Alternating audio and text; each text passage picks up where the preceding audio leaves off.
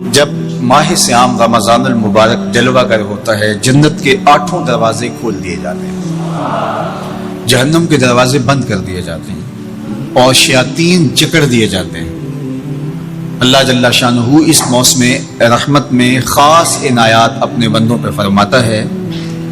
ایک نفل ادا کرنے سے فرض ادا کرنے کا ثواب ملتا ہے اور ایک فرض ادا کرنے سے 70 فرائض ادا کرنے کا ثواب ملتا ہے۔ اسی طرح راہ خدا میں 1 روپیہ دو گے تو 70 روپے خرچ کرنے کا ثواب ملے گا۔ اسی طرح باقی نیکیاں بھی جتنی بھی ہم کرتے ہیں وہ ایک نیکی کریں گے تو 70 گنا اجر ماہ سیام میں ہمیں نصیب ہوتا ہے۔ اس لیے اہل ایمان کا یہ طریقہ ہے کہ وہ اس مہینے میں کثرت کے ساتھ تلاوت کرتے ہیں، کیونکہ ایک مرتبہ اگر قرآن مجید پڑھ لیا تو 70 مرتبہ قرآن مجید پڑھنے کا ثواب نصیب ہوا۔ ماہ سیام میں چونکہ شیطان بندہ ہوا ہوتا ہے تو ہم اپنے آپ کو نیکی کی طرف اگر لانا چاہیں تو اتنی رکاوٹیں نہیں ہوتی جتنی عام دنوں میں ہوتی ہیں، لیکن اس کے باوجود بہت سارے لوگ ہیں جو رات کو بڑا پکا ارادہ کر کے سوتے ہیں کہ میں صبح وقت پہ اٹھوں گا اور نوافل بھی پڑھوں گا اور نماز بھی ادا کروں گا، لیکن جب صبح ہوتی ہے تو انہیں یا تو جاگ نہیں آتی یا نیند سے بیدار ہو جاتے ہیں، بستر سے اٹھا نہیں جاتا۔ جبکہ وہی شخص انہوں نے صبح سبزی منڈی جانا ہو تو چھلانگ لگا کے اٹھتے ہیں اور سبزی منڈی پہنچتے بھی ہیں۔ سستی طبیعت کا کسل نہیں ہوتا۔ عمومی طور پہ ہم اپنے آپ کو بیمار تصور کر لیتے ہیں اور سستی اور کسل کا نام دے کر کے، بہانہ دے کر کے ہم کہتے ہیں کہ بس کیا کریں، ہم کو ارادہ کرتے ہیں روز لیکن ہم سے اٹھا نہیں جاتا، بس طبیعت اس طرح کی ہے، کسل ہے، سستی ہے۔ یہ بات ذہن میں رکھیے گا کہ ارادہ کرنے کے باوجود بھی صبح جب ہم اٹھ نہیں پاتے یا کوئی بھی نیکی کا کام ہم کرنے کا ارادہ کرتے ہیں تو ارادہ کرنے کے باوجود ارادہ ہی رہ جاتا ہے، ہم کر نہیں پاتے۔ تو اس کا سبب یہ ہوتا ہے کہ بہت سارے ہم گناہ کر چکے ہیں اور ان گناہوں کی وجہ سے ہم نیکی کی توفیق نہیں پاتے۔ حضرت حسن بصری رضی اللہ تعالی عنہ نے یہی وجہ اس کی بیان فرمائی ہے۔ تو اس کا بہترین طریقہ یہ ہے کہ توبہ کی جائے اور توبہ بھی سچے دل سے کی جائے، رو رو کے اللہ سے گناہوں کی معافی مانگی جائے، اور سچے دل سے جب توبہ کی جائے تو پھر سارے گناہ نہ صرف مٹا دیے جاتے ہیں بلکہ ان کو بدل کے نیکیوں میں تبدیل کر دیا جاتا ہے۔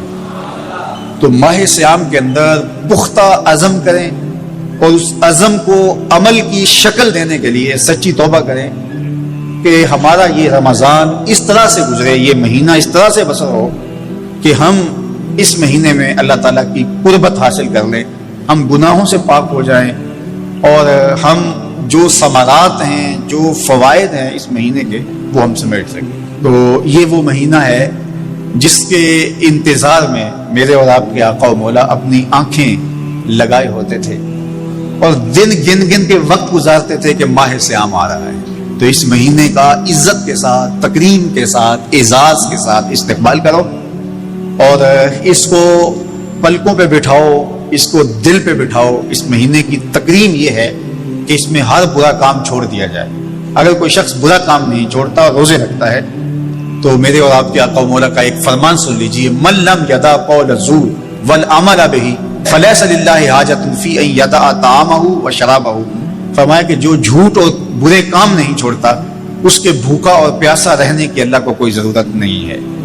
تو روزہ خوراک بچاؤ مہم نہیں ہے جو چلائی جاتی ہے، بلکہ یہ تزکیہ نفس کا موسم ہے، باطن کی صفائی کا موسم ہے۔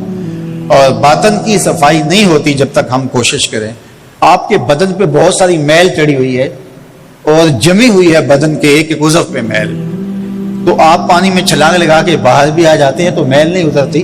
چلو کچھ نہ کچھ فرق تو ضرور پڑ جاتا ہے لیکن میل نہیں اترے گی۔ میل کب اترے گی؟ جب آپ اپنے بدن کو مل مل کے اس کے اوپر صابن لگا کر کے اچھی طرح سے اس کو جب اتاریں گے محنت کوشش سے تو پھر آپ کا بدن مہک جائے گا، ہلکا پھلکا ہو جائے گا، میل اتر جائے گی۔ یہ موسم رحمت ہے، اللہ کی رحمتوں کا می برسے گا، اس سے کچھ نہ کچھ فائدہ تو ہوگا ہی، لیکن حقیقی فائدہ وہی حاصل کرے گا جو اپنے گناہوں کو مل مل کے دھوئے گا اور اپنے آپ کو صاف کرنے کی کوشش کرے گا۔ تو اپنے من کے میل اتارنے ہیں، اپنے باطن کے میل اتارنے ہیں، اپنے اعمال کی درستگی کی کوشش کرنی ہے۔